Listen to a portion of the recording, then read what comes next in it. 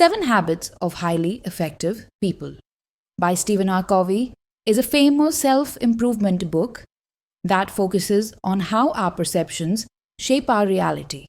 Covey believes that real change starts with changing how we see things and transforming ourselves to get the results we want. Introduction. This book is a great guide for anyone aiming for success. It offers insights into habits that can truly impact our journey toward achieving our goals. Covey teaches us that by changing our habits and mindset, we can unlock personal growth and achieve the success we're after. 7 Habits of Highly Effective People. 1. Be proactive. 2. Begin with the end in mind. 3. Put first things first. 4. Think win-win. 5. Seek first to understand, then to be understood. 6. Synergize. 7. Sharpen the saw. Highly effective people have certain habits that lead to their success. However, Covey reminds us that even those who seem successful on the outside still face inner struggles and yearn for personal growth and stronger relationships. The key, Covey says, is changing our perspective.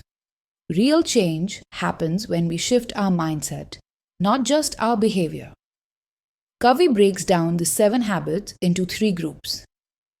Habits 1 to 3 are about self-mastery, helping you move from dependence to independence. Habits 4 to 6 are about teamwork, collaboration, and effective communication, taking you from independence to interdependence. Habit 7 is about continuous growth, keeping you in a mindset of lifelong learning and improvement. By practicing these habits, you can build a strong foundation of personal growth, teamwork, and continuous development. 1. Be proactive. The first habit is all about being proactive. Covey says we have the power to choose how we respond to situations, and that's what being proactive means. People with a reactive mindset often say things like, "There's nothing I can do about it," which keeps them stuck in a victim mentality. On the other hand, proactive people take responsibility for their actions and control how they respond to situations. Covey explains the concept of the circle of influence and the circle of concern. Proactive people focus on what they can control in their circle of influence, while reactive people worry about things outside their control in their circle of concern. So, to be proactive, focus on what you can change and stop blaming outside factors for your circumstances. To practice being proactive, try this. Instead of saying, "He makes me so mad," say, "I control how I feel." This small shift helps you take control of your emotions and actions, empowering you to be more effective. 2. Begin with the end in mind. The second habit is about having clear destination in mind before starting anything. Covey talks about how easy it is to get caught up in daily busyness and chase after things like promotions or recognition without considering whether they align with what truly matters to us. So, the idea is to start everything with the end goal in mind. Having a clear vision helps you align your actions with your goals. This is just as important in business as it is in your personal life.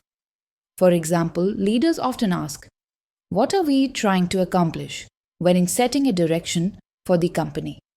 This principle of beginning with the end in mind gives you a roadmap to guide your decisions and actions toward meaningful goals. Covey also talks about the importance of identifying your values and rescripting your life.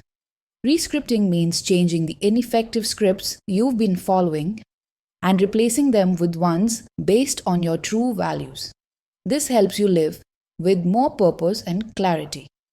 Try this exercise. Imagine you're at your own funeral. What do you want people to say about you? What kind of person do you want to be remembered as? Visualizing this can help you prioritize what's truly important in your life. 3. Put first things first.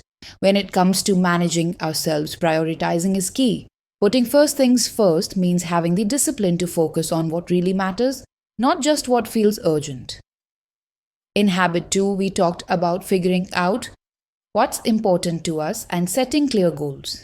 Habit 3 is all about putting those goals into action, staying disciplined, and making sure our daily actions match our values. Sometimes it's tough to stay focused, but the key is to keep our long-term goals in mind, even when we're not in the mood to work for them. To help us prioritize, Covey introduces the time management matrix, which divides our activities into 4 quadrants based on urgency and importance. Often we get caught up in things that are urgent but not necessarily important. This can cause us to neglect quadrant 2, the most important quadrant, where tasks are important but not urgent. By focusing more on quadrant 2, we can make time for activities that align with our values and long-term goals. If we keep focusing on urgent but less important tasks, quadrant 1, we risk stress, burnout, and never-ending crises. If we stay stuck in quadrant 3, urgent but not important, we'll end up reacting to others' expectations and losing control. Quadrant 4, where we're just wasting time, can lead to irresponsibility and dependence on others. Quadrant 2 is where things like building relationships, planning ahead, exercising, and preparing come in. These are things we know we should do but tend to ignore because they don't feel urgent. To shift our focus to quadrant 2, we need to learn how to say no to less important things and delegate tasks when needed. By doing this, we're not just avoiding crises, we're actively preventing them. This also taps into the Pareto principle: 80% of your results come from 20% of your time. Here's how you can start practicing putting first things first. 1. Identify a task that falls in quadrant 2 and commit to doing it. 2. Create your own time management matrix to start prioritizing better. 3rd, track how much time you spend in each quadrant over the next few days. How much time are you spending in quadrant 2? 4. Think win-win. To build strong, healthy relationships, we need to aim for win-win situations where everyone benefits and feels satisfied. Covey explains 6 types of human interactions. 1. Win-win. Both parties win. Solutions are mutually beneficial. 2. Win-lose. One person wins, the other loses. This is common when people use power or position to get what they want. 3. Lose. Win. One person gives in, usually to please or gain acceptance. 4. Lose-ose. Both parties lose, often when 2 stubborn people clash. 5. Win. One person wins, but they don't care if the other loses. 6. Win, win or no deal. If a mutually beneficial deal can't be made, don't deal at all. One important thing when aiming for win-win is to have an abundance mentality, believing there's enough success to go around for everyone. The opposite, the scarcity mentality, is the belief that if someone else succeeds, it takes away from your chances. People with this mindset struggle to share credit or celebrate others' wins. In leadership, the more genuine and proactive we are, the more effective we'll be. When we commit to creating win-win situations, our leadership will be more influential and meaningful. To achieve win-win, it's important to focus on results, not just methods. Instead of worrying about how things are done, focus on the desired outcome and be open to creative solutions. Also, prioritize solving problems instead of blaming people.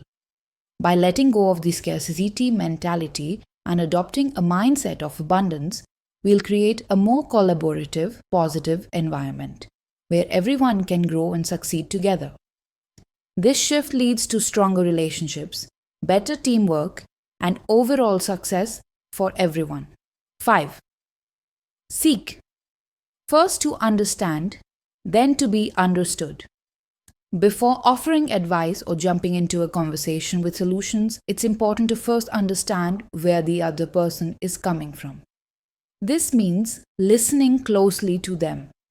Imagine going to an optometrist because you're having trouble seeing clearly, and instead of examining you, the doctor takes off their glasses and hands them to you, saying, "Here, try these, they work for me." You put them on, but they make things worse. How likely are you to return to that optometrist? Unfortunately, we often do the same thing in everyday conversations. We try to solve the problem before fully understanding it.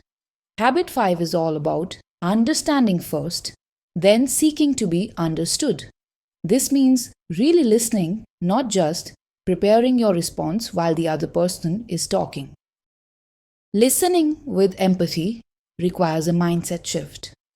Our usual instinct is to make sure we're heard rather than truly understanding the other person. We often listen with the goal of replying, not really to comprehend what the other person is saying. Communication isn't just about words. Experts say 10% is conveyed through words, 30% is through tone of voice, 60% is body language. The second part of Habit 5, then to be understood, is just as important, especially when you're trying to find solutions where everyone wins. Here's how to cultivate Habit 5. 1. Practice active listening. Pay full attention and try to understand the other person before jumping into your own response. 2. Practice empathy. Imagine how the other person feels and try to understand their concerns and emotions. 3. Ask open-ended questions. This encourages the other person to share more so you can understand them better. 4. Engage in active listening and empathy. This builds meaningful connections and helps find solutions where everyone benefits. For fun, the next time you see two people having a conversation, pay attention to their body language and emotions. What do you notice that words alone can't tell you? Write it down. 6. Synergize. When we understand and appreciate other people's perspectives, we can create synergy, which means combining our strengths to come up with even better ideas and solutions. Synergy helps us unlock the power of group collaboration, where different viewpoints can create something more powerful than what any individual could do alone. It's about coming together and brainstorming new possibilities. By valuing differences, synergy helps bring out that creativity and encourages cooperation. It creates space for fresh ideas and unique contributions. So, how do we practice synergy? Start with Habit 4, think win-win, and Habit 5, seek first to understand. When you approach a situation with these in mind, you're more likely to collaborate and find creative, mutual solutions that benefit everyone. Synergy means recognizing that combining different opinions, skills, and backgrounds can create something bigger than what one person could achieve. It helps you solve problems and come up with innovative ideas by working together. Want to create synergy? Start by putting yourself in someone else's shoes. Reflect on someone whose opinions irritate you. Think about how their views are different from yours and try to see things from their perspective. When you do this, it opens the door for productive conversations where you can find common ground. The more you understand someone else's viewpoint, the easier it becomes to have meaningful discussions that might change your mind or theirs. 7. Sharpen the saw. To be truly effective, we need to regularly renew ourselves physically, mentally, emotionally, and socially. This is the foundation for all other habits. Without renewal, we can't grow and perform at our best. There are 4 areas of renewal. Physical.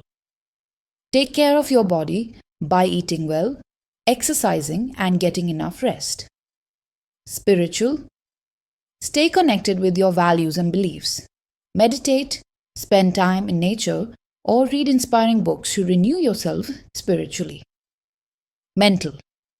Keep learning. Read, write, or limit TV to things that help you grow. Social emotional, build strong relationships and give back by helping others. When you invest in renewing these 4 areas, you'll be more energized and ready to tackle life's challenges. Renewal isn't just about feeling better, it's about staying strong and improving over time. To put this into action, try setting one goal for each area of renewal for the coming week. At the end of the week, look back and see how well you did. What helped you succeed or get off track? The key is to consistently care for your mind, body, and relationships.